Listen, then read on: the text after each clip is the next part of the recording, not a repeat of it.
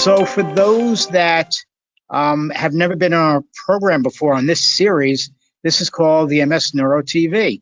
All right, and we have been doing MS Neuro TV since a few years before the pandemic even struck.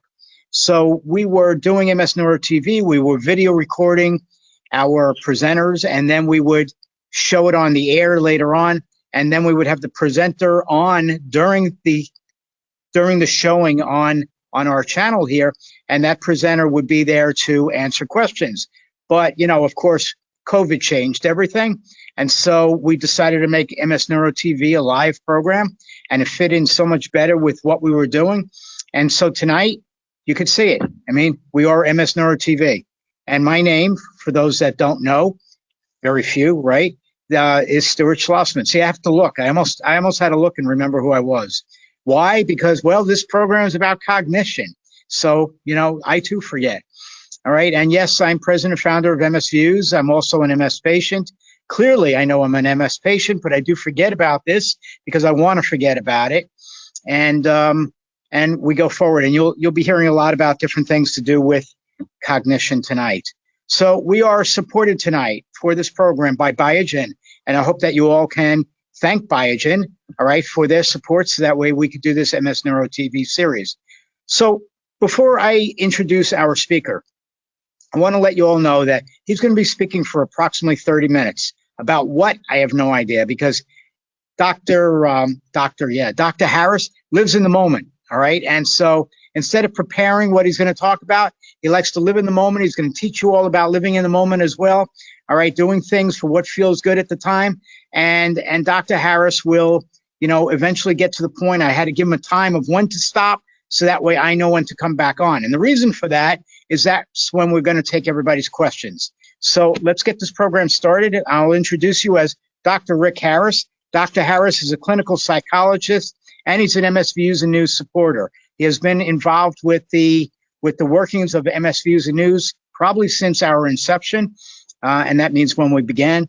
All right, so I do want to thank Dr. Harris for continuing to be part of what we try to do in educating those affected by multiple sclerosis. And Dr. Harris, take it away. I'll be back in about 33 minutes. Awesome. Thank you, Stu. I really appreciate all that you do and MS Views does for our clients.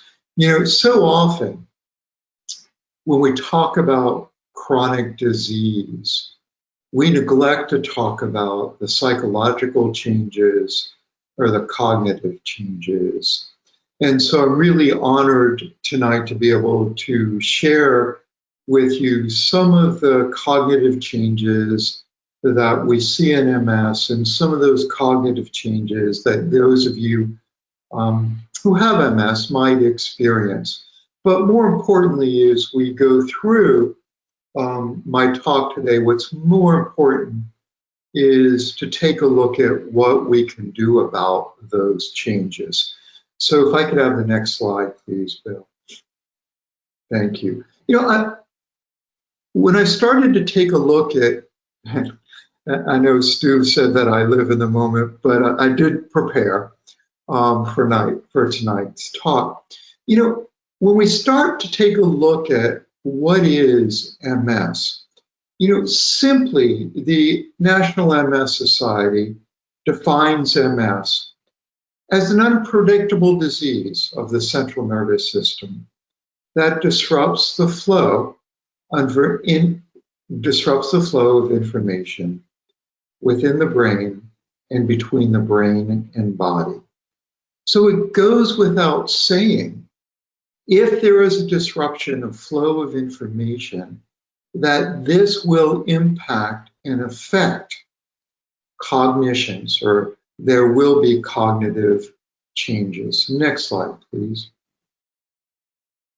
But what is cognition? You know, cognition is a range of higher level brain functionings. It's kind of what separates us from other mammals. Cognition is the ability to learn and remember information. It's the ability to organize, plan, and problem solve. It's the ability to focus, maintain, and shift our attention. Cognition allows us to understand and use language. It's also involved in our perception of the environment around us. It also allows us to perform calculations. But what do we see happen when we look at cognitive changes among MS patients? Next slide. We know that many of the current research studies suggest that there's a relationship between the neurological processes and cognitive dysfunction in MS. It's believed that cognitive impairment affects between 43 to 65% of people with MS. Conventional MRI technology is not really sensitive enough to detect some of the more subtle cognitive deficits. MRIs look at structure, not function. Function can be affected without seeing actual structure in the MRI or CT scans. There are some specialized scans that do look at function, such as the SPECT scan, but for the most part, MRIs will not pick up cognitive changes. We know that the impact of cognitive deficits ranges from mild to severe, and it profoundly affects the lives of people with MS. 80% of all MS patients are mildly affected, and it can be a great source of stress for individuals with MS. It can be a great source of stress for an individual with MS to recognize that they're experiencing some cognitive decline. We recognize that coping strategies can have an impact on the way we deal with cognitive decline.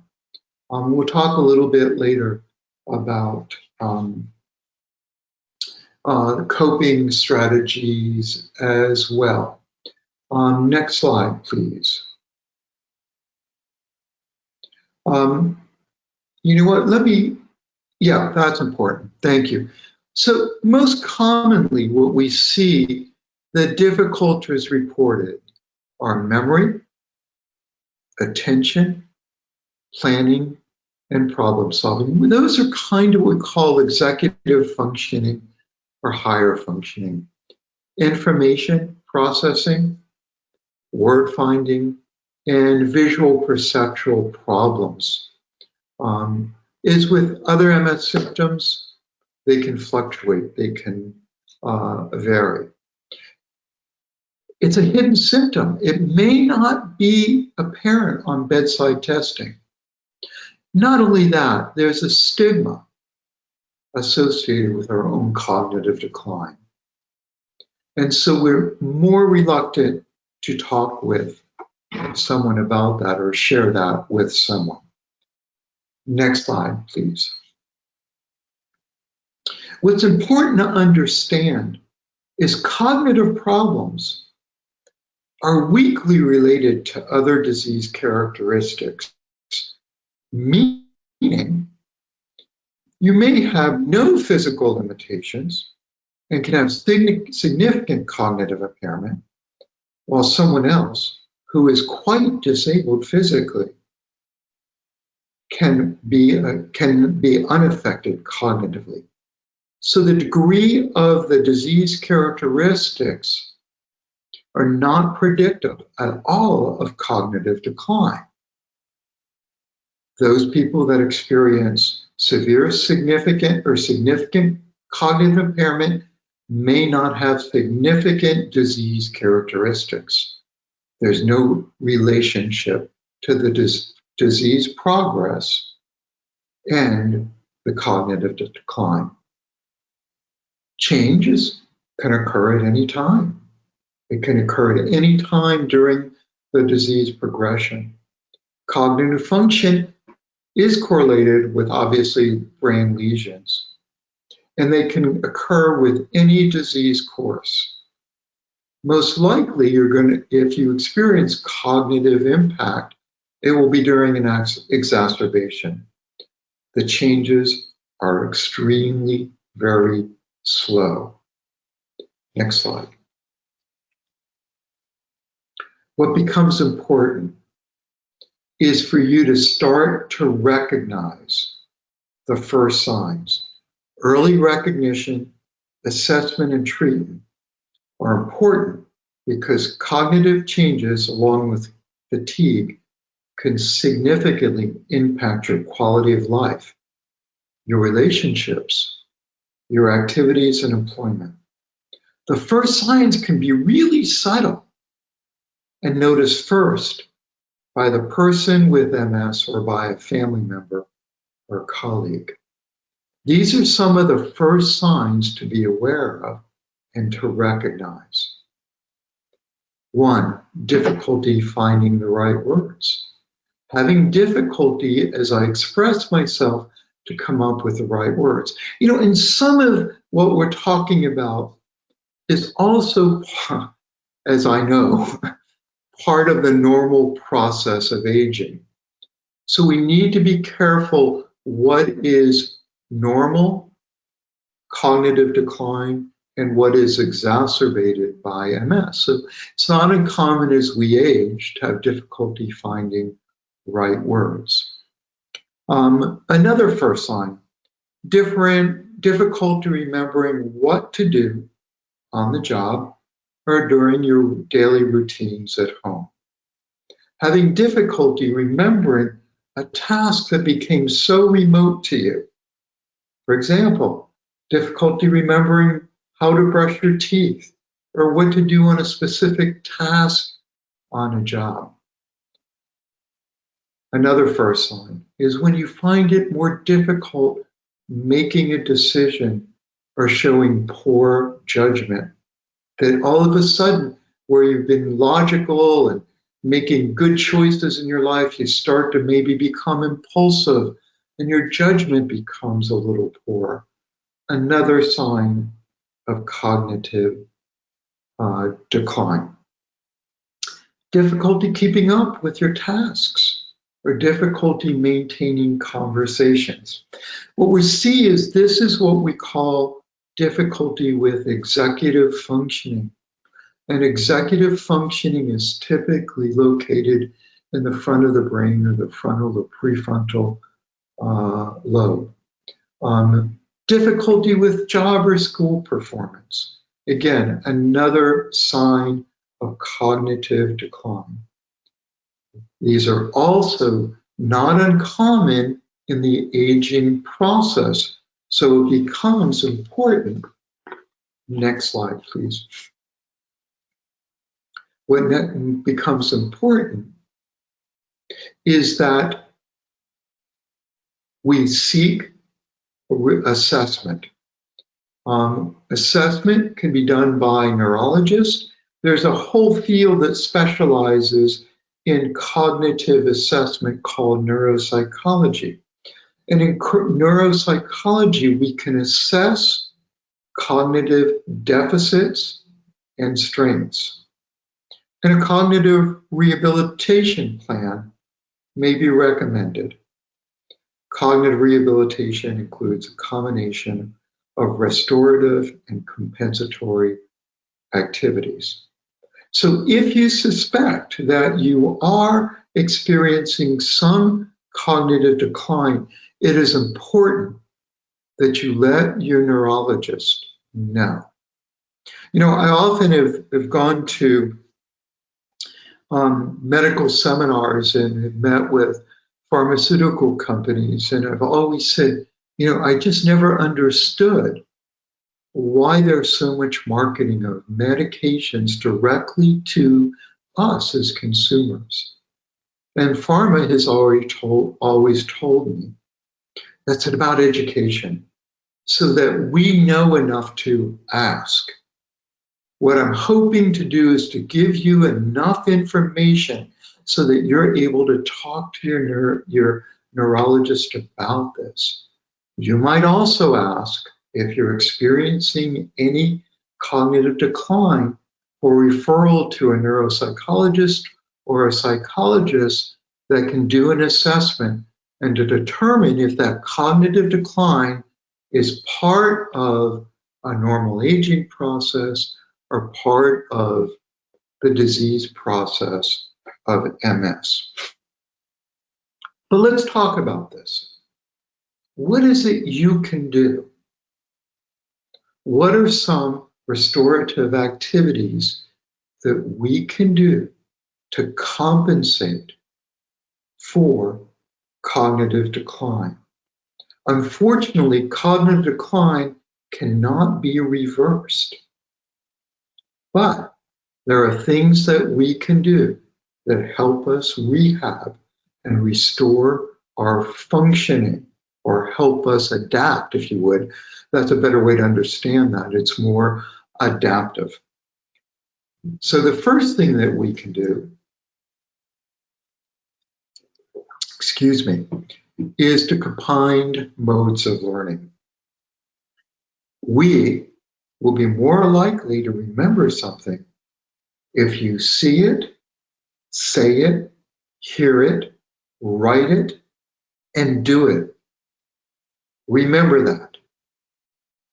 You're going to remember something more if you see it, say it, hear it, write it, and do it. So if you are doing your list and trying to remember to do things, say it, write it, okay? The more we combine modes of learning, the more likely we will learn something and it will be imprinted on our brain.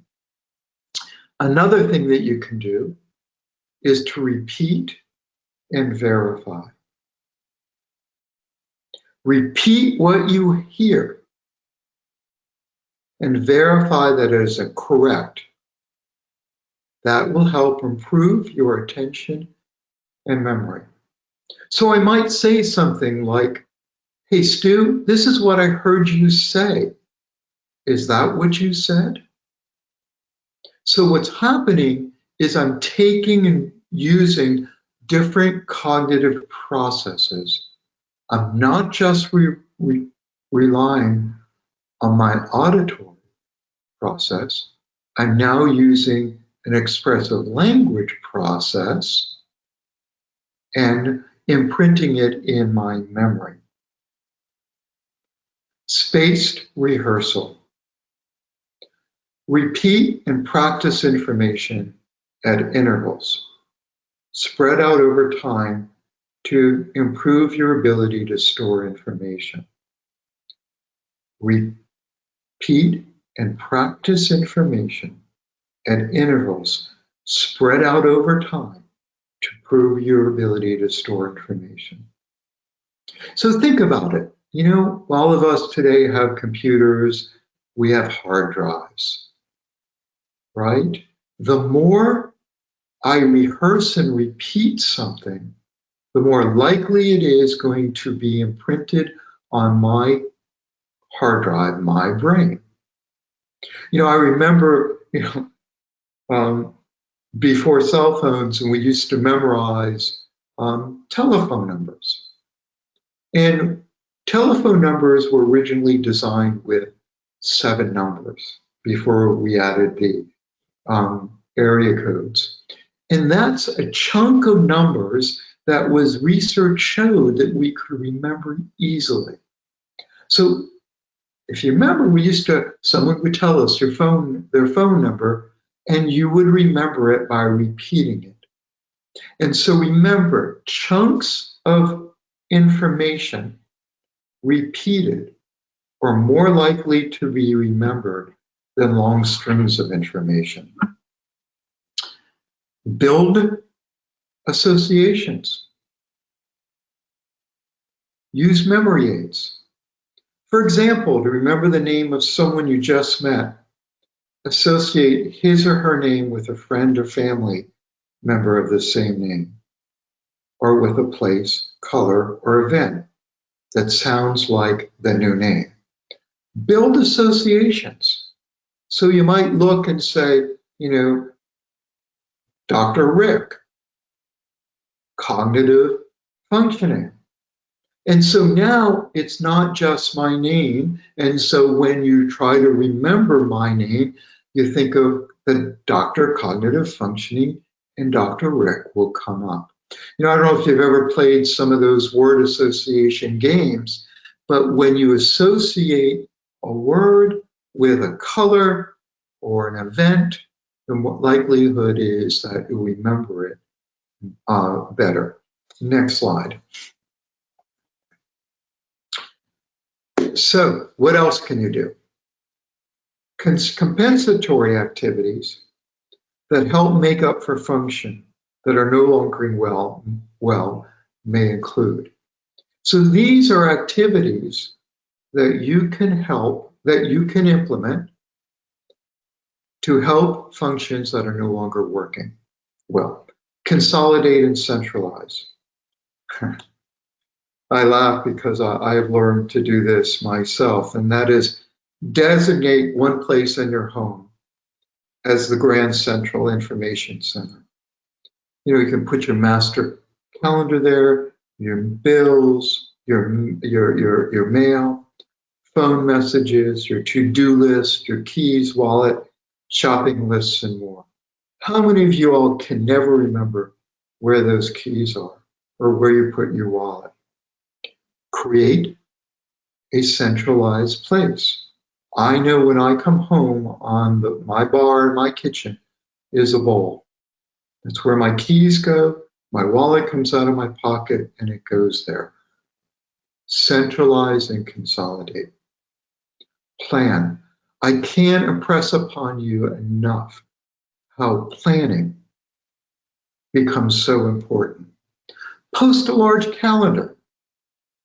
A large enough calendar to display everyone's appointments, activities, social engagements, reminders, so that it's right there in front of you. Use it. If there's an event or something, you put it on the calendar. Keep pens and pencils right beside it. Or use a computer program set up with reminders for routine tasks while on the go. And synchronize it with your mobile devices so you have your appointments with you while on the go. How amazing have these things become to us. We can put our appointments in here, set alarms, we can do our to-do list. Record. Dictate your to-do list. Again, your phone can be such a tool in helping to compensate. Dictate your to-do list, notes or other things on your digital voice recorder. As I said, most phones today have digital recorders. Remind. Use checklists. The alarm on your watch or your phone, your kitchen timer, and more can remind you of things that have to be done. A half hour before I was to be here tonight, my telephone reminded me in 30 minutes, I have to do a sound check with MS Fuse. Eliminate or remove yourself from distractions. As I said, focus and attention can be affected by the cognitive decline. Turn off TV, music, or whatever else is on when speaking with someone on the phone or in person. If you're in a room with people, ask them, would you mind shutting the TV so I can pay attention? Background visual and noise distractions can make learning or remembering more difficult.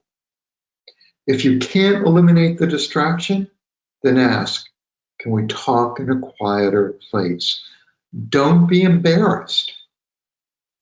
All you're saying to that person is I care enough about what you say to be able to say, hey, excuse me, I'm having a difficult time hearing and paying attention to you.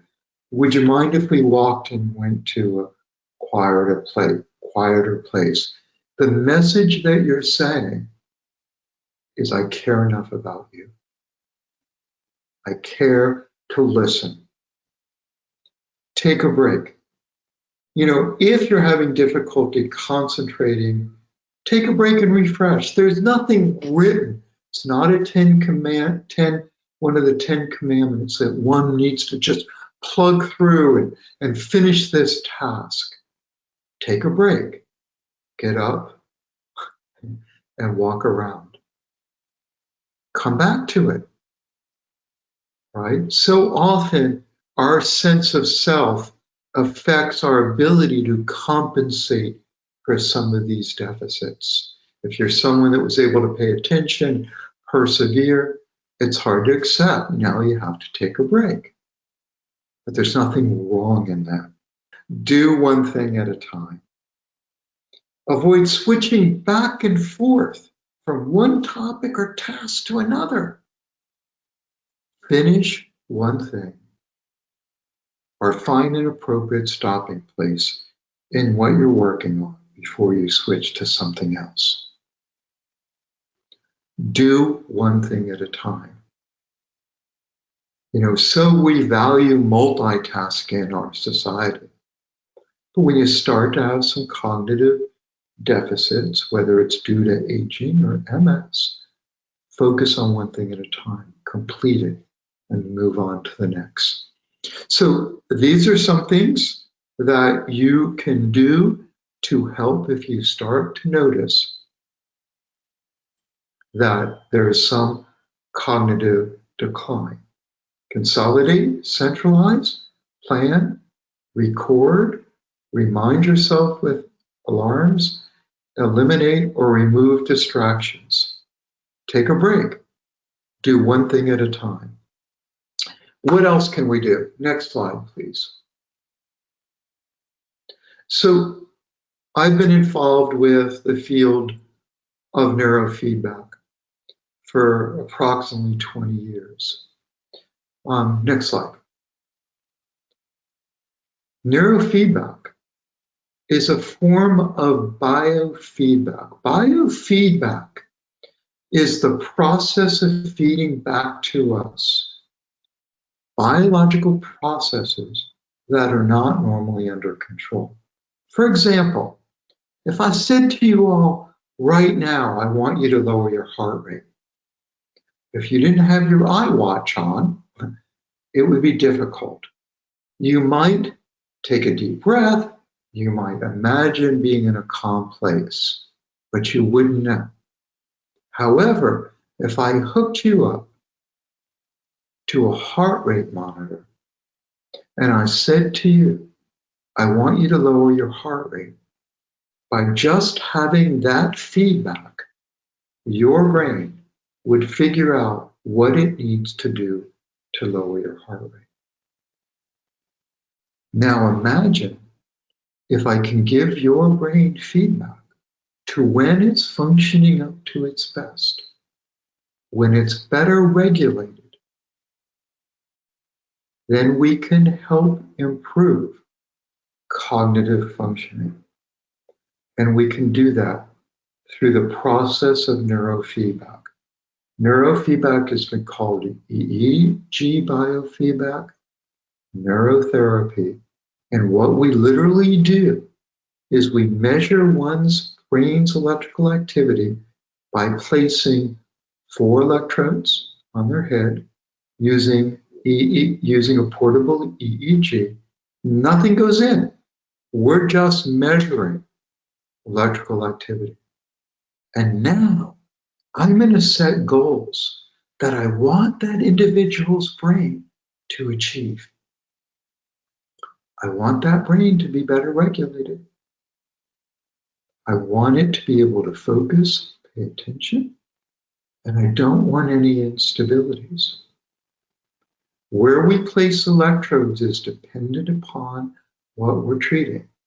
So for example, if we're treating someone who's having some impulsivity or attention and concentration, or just general cognitive decline, the electrodes will be placed in different places located on the scalp that are associated with brain functioning. So we set goals that we want that brain to achieve: stability and better regulated. And we're going to give that brain feedback to when it achieves that. And the way we give the person feedback is we ask them to watch a movie. The movie has nothing to do with the treatment. The movie is just, I have your attention. I have you engaged. Then what happens? The image on the movie screen, the TV screen, mirror images brain functioning. When it's big and clear, it says to your brain, it's in the right zone. Keep on doing it. So we're literally teaching this brain how to improve functioning.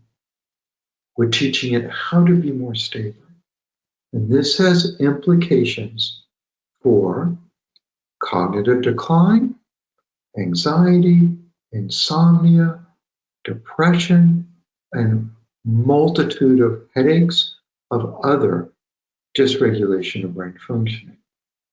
We know this works because prior to starting a course of neurofeedback, we do an assessment of cognitive functioning using the Cambridge Brain Assessment Scale that literally looks at different areas of brain functioning that are associated with functional MRIs. And we see marked improvement in almost every area. So it's something that could be done. It won't reverse any disease process, but it can slow it down and improve overall functioning. It's something we've been doing for about 20 years with great results. And I think I was supposed to let Stu know that I have done. Stu, are you there? I'm here. Awesome. You were supposed to let me know. You were supposed to let me know and you forgot. Cognitive decline. Wow. Can you imagine that? Hey, but it's the first time that I finished on time, isn't it? And then you got me so frazzled, I forgot how to come back online. Sorry about that. Not a problem. Not a problem. Hey, thank you very much for this conversation. I realized that I must be listening to you a lot over the years because a lot of what you said I'm already doing, and it helps me out. Even what you said about to see it, say it, hear it, write it, do it. I do something a little bit different. I let somebody else know, somebody that I know about. I let them know something that I need to remember to do. And then once I tell them, I automatically remember and I don't have to get a reminder from them because usually they're going to forget. But you know what? You did the process we talked about. Right. You said it. You heard it. That's right. And so it embedded in your brain. That's right. And even knowing you wanted to avoid the embarrassment of have someone tell you had to do something. Right. Exactly. I didn't have to have the embarrassment of somebody telling me to do something. All right. Next thing was when you say do things, don't do more than one thing at a time. That doesn't work with me. I don't know about anybody listening right now, but that doesn't work with me. All right. For me, everybody's always yelling at me, stop and do one thing at a time, because I get to points on certain days without the proper sleep where I could start 10 different projects, nothing gets done. And I'm like feeling so confused. Anybody understand what I'm saying? Just shake your head yes. I can't see you, but shake your head yes anyway. Right? I get to a point where, I'm starting all different things and I'm realizing a few hours later, nothing's getting done. But I think that, one of the things, it's funny because one of the things becomes important in change. The first step in change is recognizing this. Okay. Sure. You're recognizing that I do a million things at once, right? The next step in change is insight. And what that says to me is when I have insight, it's wait a minute, this is not working. I'm not getting anything done. That's right. The real step to change is when you confront that behavior and you say, wait a minute, stop. I can only do one thing at a time. So that's when I take a break. I push away from my desk. I go for a little walk around the property. I go play with the dogs. I go do something, right? Or go to the store, do whatever it is, come back with a fresh mind, and I can start again. And you got to stop looking up because we see all those squigglies up in the... No, I was just looking at what you can do. Okay, so I want to let everybody know this is not a Stuart Rick conversation. I'm just wanted to bring to the foreground here some of the things that I think affect more than just me. All right, and we are going to get into the questions in a few minutes. So if you have any questions, please remember to type them out on the in the question box. All right, and I will get to them once I remember how to get it open again. Okay. But one of the things though that I don't know if you spoke about was during your neurofeedback conversation, and we had touched upon this simply because I don't sleep. All right, and when I don't sleep, I can't remember crap. All right, and it's not even that I can't remember stuff; I can't get things done. So, and I'm sure a lot of people are out there, they feel the same way. For those that got too much going on in your lives, you may have a problem sleeping. And if you don't get to that REM, then what? You know? So, Doc, I mean, what goes on when a person can't get to REM? What happens with their next day or days? So, when we look at brain dysregulation, pathognomic of brain dysregulation is sleep disorder. It is almost the symptom that's so correlated with dysregulation of brain functioning. Right. I forgot the movie that was out, Insomnia. Was that it? Maybe. Where several years ago, and it was about someone that went to Alaska, could not sleep. We know the ultimate with sleep deprivation is psychosis, hallucination, poor judgment, right? In the normal insomnia, difficulty concentrating, can be irritable, obviously fatigued, tired, difficulty paying attention, can all be a result of not sleeping. The more and more research that's done is sleep becomes so important to health, not just our cognitive functioning, it's restorative to our health. So it's important that if you are having sleep issues, you try to do something about it. Good. Thank you for that.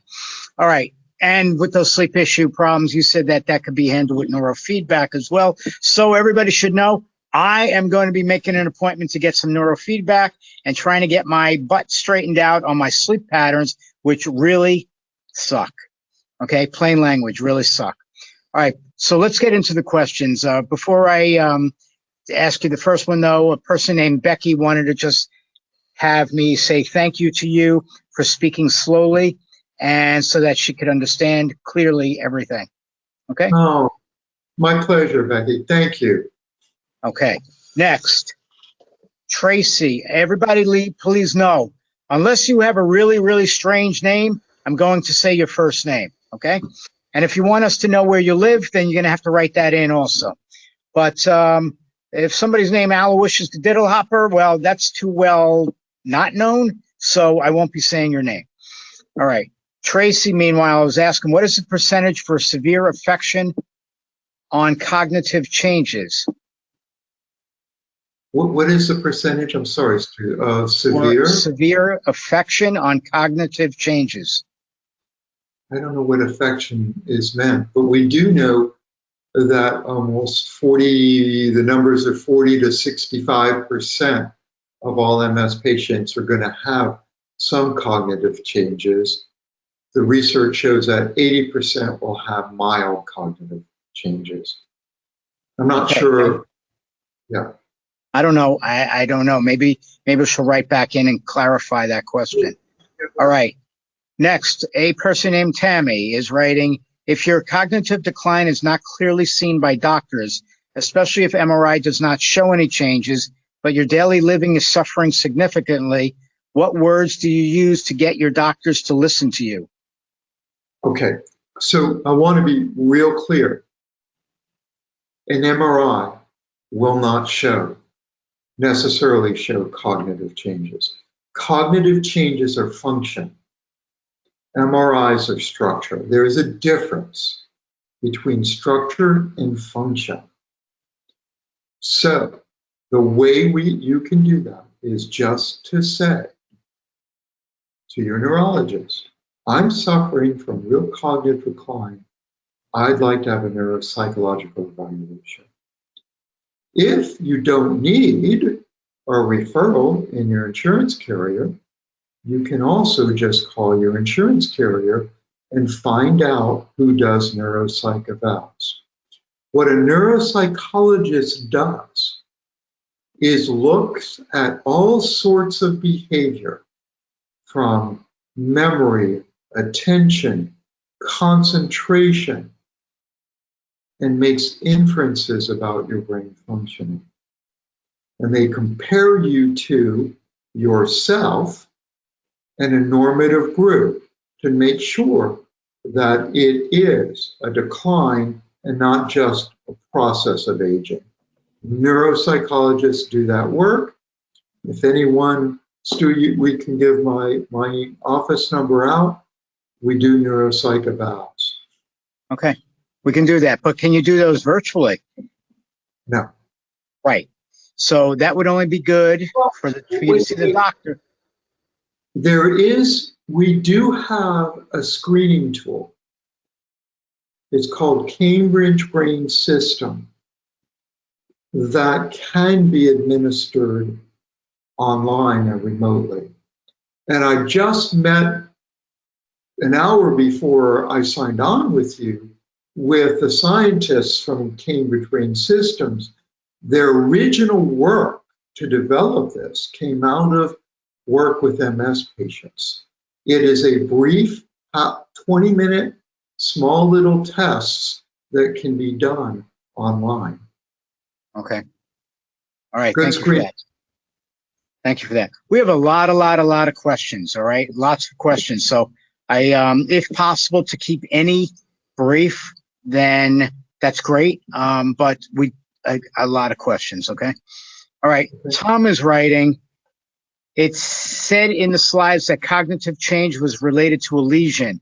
And he continues, what about non-active SPMS where there are no new lesions? As I said, that it is correlated with lesions, but not dependent upon lesions.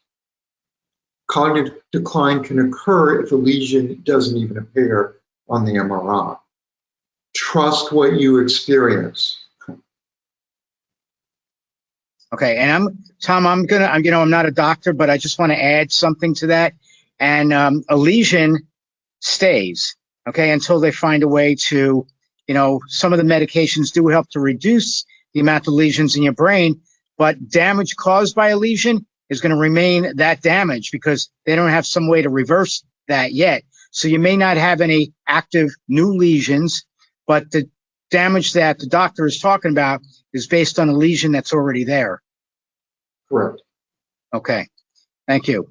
All right, next, Tamina from Canada writes, hello, I have moments where I start to talk, and while I'm talking, I forget what I was going to say. I told my neuro, and he said, I can give you disability status. Is that a good answer? I'm sorry. That's not a good answer. No. Again, it's called anomia, difficulty coming up with word finding. an assessment becomes really important. It's not a good answer because it's important to know, is that part of the MS process, part of aging process, and then we can look at compensatory mechanisms. Okay, thank you. Carolyn is writing, do you recommend any games that can be done on the computer or your phone to improve cognition? So you snooze, you lose. I don't know of any particular games, but any games, Sudoku, Scrabble, crossword puzzles, anything that you can do to keep that brain active is important. They show that cognitive decline is decreased with those people that use their brain. I've been asked also, and someone will probably, we see so much advertised on TV now with the supplements to help with brain function.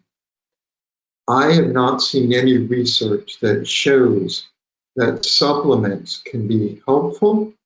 The only one that I'm aware of that is strong research is your omega-3s can help with brain functioning. But the nutrigenics or those, I have no idea whether they're effective. What about what you were saying about, you were talking to me once about something called sleep, some kind of gummy? So we know that with sleep, there are certain herbal concoctions that melatonin, for example, can be really helpful for sleep. One of the ones that I have recommended, it's called Ollie. It's at your local drugstore. It's called Ollie Sleep, and it has L-theanine, which is a precursor to serotonin in it. It has melatonin, and I think lemon balm, which has been shown to be calming as well. And no, I don't get a commission off of it. Gotcha. Good. All right. Next, again, we have tons of questions, so I'm going to just keep rolling along as slowly and precisely as I can. Okay. Is cognitive decline progressive? It can be. Yes, it can be progressive. Okay. How do you distinguish cognitive issues between multiple sclerosis and aging? It's a really, really good question. So if we suspect, especially if I'm an MS patient, okay, and I am experiencing cognitive decline, I want to get an assessment, okay? So we know we use standardized tests and we compare you to a like age group of people who don't have MS, right? And we can make inferences whether the decline is normal aging or MS. So we use a normative standardized group and compare your functioning to. Okay, thank you. Where would a person learn more about brain and memory functions the way that they should be? Google. Google. Okay. All right. So that's that question. Now the next one is a person named Bruce is asking, is functional cognition in gray matter or white matter? It's both. Okay. And I don't really know what the difference would be if you're having a cognitive problem. You're having a cognitive problem. So. But most of the problems we talked about are located in the frontal lobe. Those are the higher order thinking. A lot of the things that we do autonomically, breathing, heart rate, are in the back of the brain. It's called the primitive brain. As we move forward in the brain, we start to get to what makes us different. And that's where we start to see decline, is in our frontal lobes. So what does that have to do with the executive functioning? Executive functioning or planning, organizing, all of the cognitive skills that I talked about early on. Okay. All right, good. Thank you. All right, Tammy's writing is, if your cognitive decline is not, oh, well, we already did that one, see? I already forgot. Okay, next one. We have Cindy, loves the point of doing one thing at a time. It's such a valuable information reminder. Thank you, Cindy. All right, Tracy writes, I understand that 20% of people would get severe cognitive change, since 80% of the people who get mild cognitive change. Is that clear? No. That's no. 20. There are individuals who don't have cognitive change with MS. Roughly 20% will not. 80% at least will have some will have some cognitive impact. And among those 80%, 43 to 65 will have severe cognitive. Gotcha. I don't know how best to say this, but for people with MS, what cognitive issue is most greatly affected? That's a good question. I don't know. Okay. Well, I'm glad I asked. Say that again? Stumped the doc. Yeah. Okay. Well, I think that we probably can come up with that answer, but I guess I'll do that and I'll come up with the answer later on. All right. So next, but yeah, well, no, there are sites to go on, National MS Society and others that have that information. Right. Yeah. So by the way, with regard to playing games and staying, having your mind work better with playing games, I've been playing online Scrabble for years, and whoever wants to challenge me, go for it. That's all I'm going to say. Okay. Next, person's writing, Dr. Harris, thank you very much for all the information. Another one wants to know how anxiety and OCD symptoms are affected and how can these get corrected? It's a really good question. So we see the incidence of anxiety to be higher in people who suffer from MS. Ranges from 16 to 48%. Anxiety is a very common disorder associated with MS. It could be attributed to the diagnosis, the unpredictability of the disease. There are obviously, OCD is obsessive compulsive disorder. Obsessive compulsive disorder is a form of an anxiety disorder. It's either I have thoughts that ruminate around my head, or I have behaviors that I must do to alleviate anxiety. The treatment for anxiety disorders is recognized as being cognitive behavioral therapy, learning to change our thinking and our behavior. The other piece that is very, very effective for anxiety is neurofeedback. When you think about anxiety, it is an overactive sympathetic nervous system. The sympathetic nervous system is that part of us that is responsible for the fight or flight syndrome. And most often, people who have anxiety disorder, their baseline of that sympathetic nervous system is higher than those that don't. And if you can lower that, the incidence of symptoms of anxiety is greatly decreased. And okay.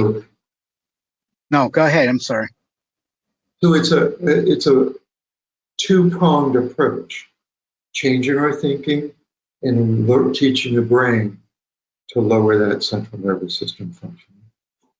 Gotcha. Thank you. So everybody, I'm sorry if I cut into Dr. Harris at times, but with most doctors, I can try to anticipate that they're finished answering something and I can ask the next question. But Dr. Harris speaks very slow and I don't know when he's going to go to the next portion of his answer. It's because he doesn't know either. Right. All right. So Tracy has a question. And how do you deal with anxiety if it is related to MS? So whether it's related to MS or not, the approach is the same.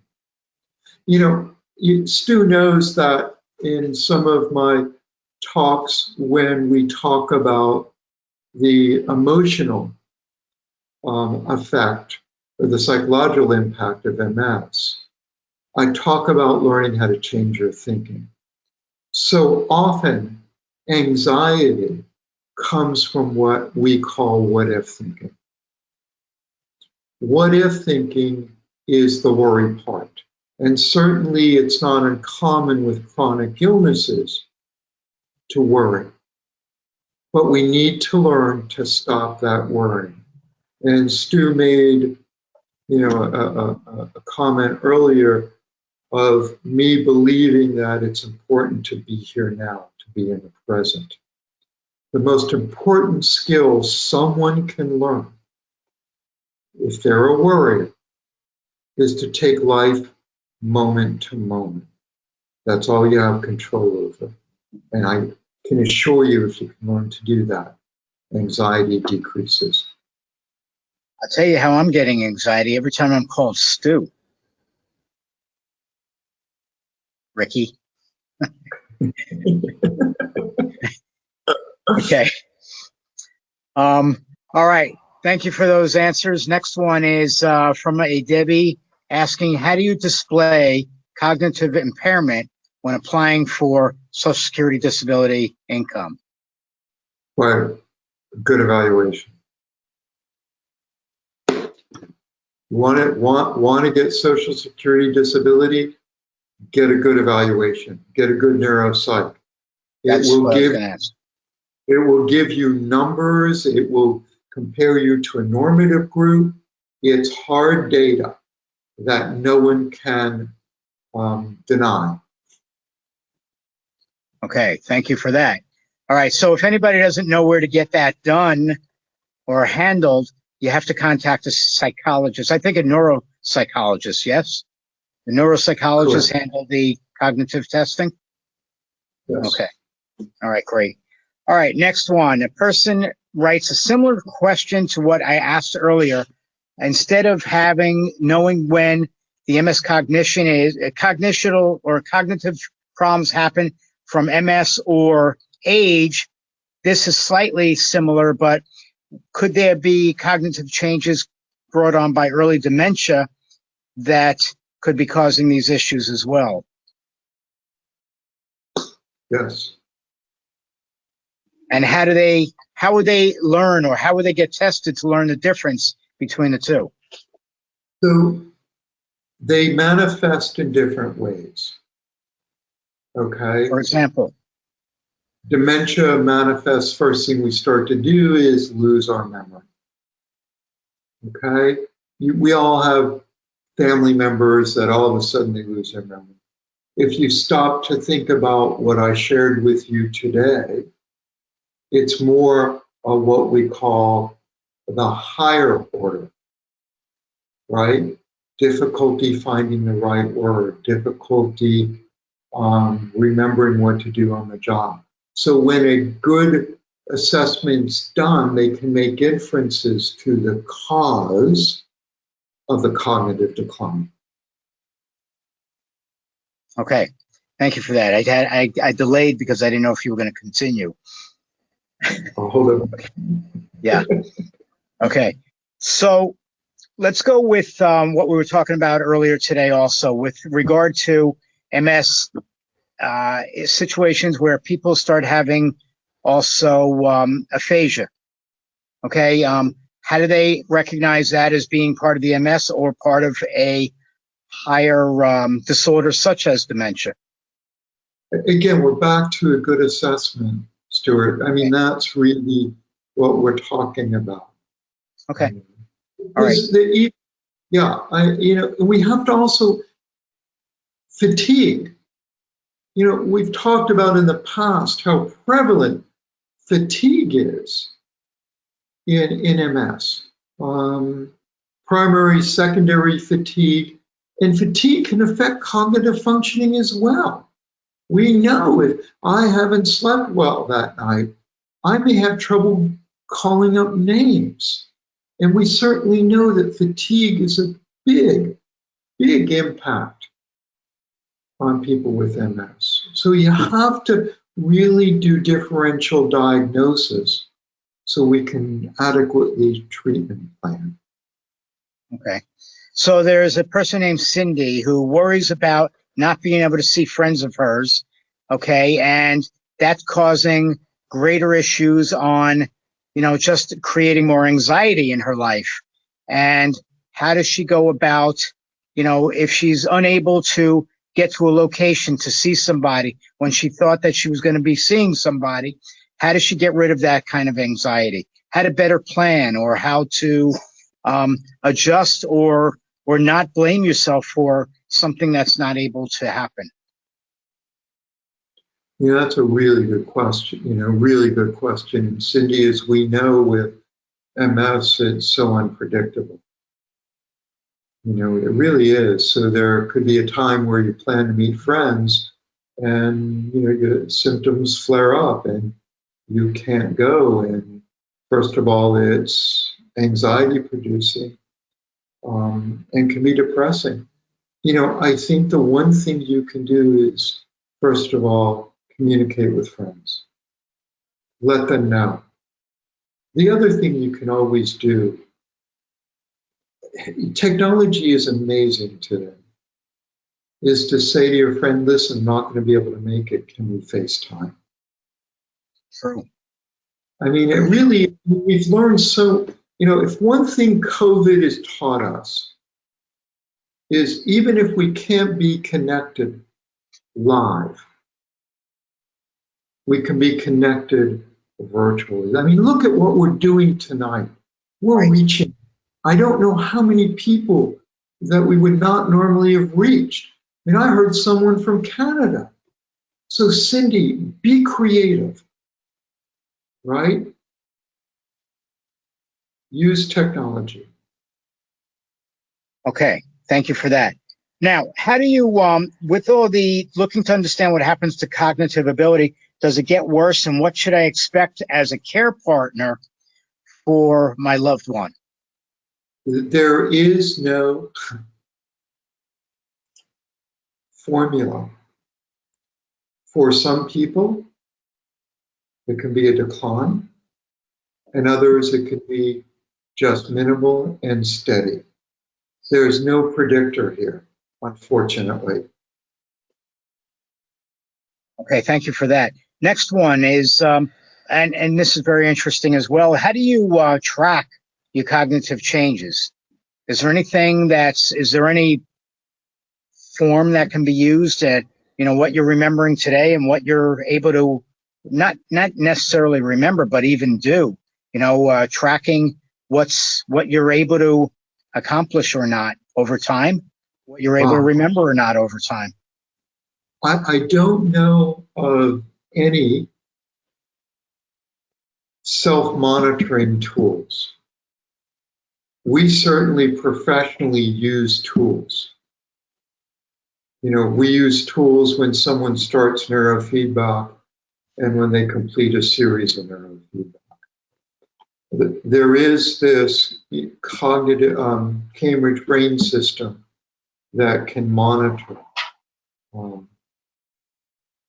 treatment, but I'm not aware of any personal tools at all. I'm only aware of professional tools.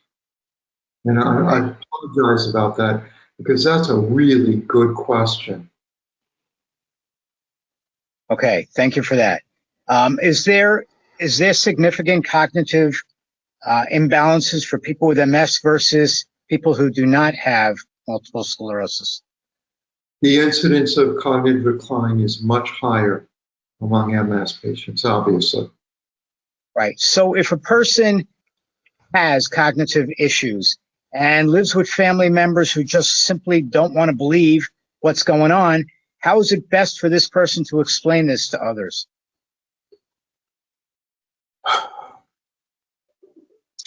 You know, we've I'm going to watch talked this program tonight. exactly. No, Right. that's a great idea. Communication, communication, communication. I slept last night. I could think today. You don't need your neuro then. There you go. All right. Next question is a person named, I don't even know if I asked this already. Darlene is asking, can I retrain my brain to work past my information disruptions, such as having drop foot? Good question, Darlene. I don't think you can retrain your brain when it comes to drop foot, but we can certainly improve cognitive functioning by brain training cognitive rehab.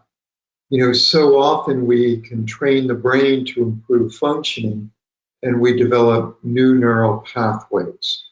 And one of the great metaphors for this is a stroke patient. You know, someone that may have a stroke may lose language and use function of one side of their body, but through physical therapy, cognitive rehab, speech therapy, that they're able to regain that function. Okay, thank you. Do you know anything about migraine? Migraine headaches? Yeah. Yeah. Okay. Are there any good medications for migraines? Headaches? I don't keep up with the meds, but neurofeedback is a really effective treatment. Okay. Can you tell us how neurofeedback can help a person with migraine headaches? Sure. When you stop to think about migraine headaches, it has been the model for brain instabilities. It's a brain disinhibition in that the brain just spirals out of control and causes pain. So if I can train that brain to be better regulated and more stable, the incidence of migraine headaches is greatly decreased. We've had great success in our brain training. Does that also benefit a person who has optic migraine? Most likely. I haven't treated any optic migraine except myself, but yeah. Okay, thank you. Again, I know you mentioned that you don't work with tools, but there are people that are asking if there are any specific tools that you could recommend for dealing with cognitive change. I mean, we talked about some of the skills and behaviors you can, but I don't know. I mean, there are so many things out there that claim. I'm just not familiar with them. Okay, last question comes from a parent of a child with MS. And again, we don't know if it's a child that's under 20 or under 50. All right, but regardless, this is from a parent who sees cognitive issues going on with her child and cannot get her child to understand or recognize that there are cognitive problems. And what can the parent do to show her child that there are these issues happening? Yeah, you know, denial is such a strong defense. No one wants to admit or recognize that they're declining, that their abilities are declining. I think if we communicate and reframe it and talk about getting help, pointing out the behavior that you see in a non-accusatory way, but in a concerned way. You know, child, I'm concerned you're having difficulty recalling names. I'm concerned that you're having difficulty expressing yourself.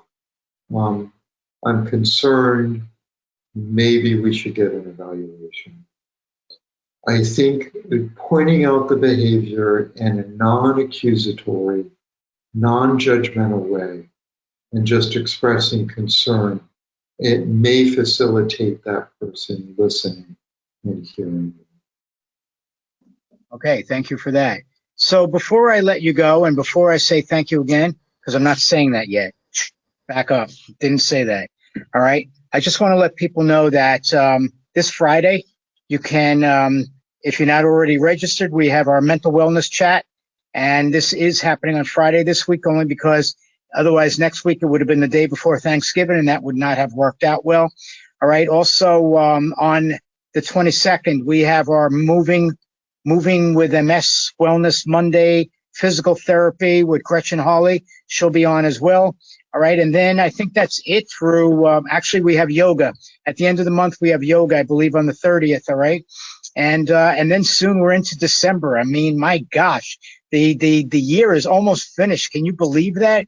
The year is almost finished, but on December 2nd, I'll be in Cincinnati. We're doing a program. So if anybody is within driving distance to Cincinnati, Ohio, I'll be there with Dr. Aaron Boster doing a program by Cincinnati Airport, all right, which is actually in Kentucky. God knows why they ever said it called the Cincinnati Airport, all right?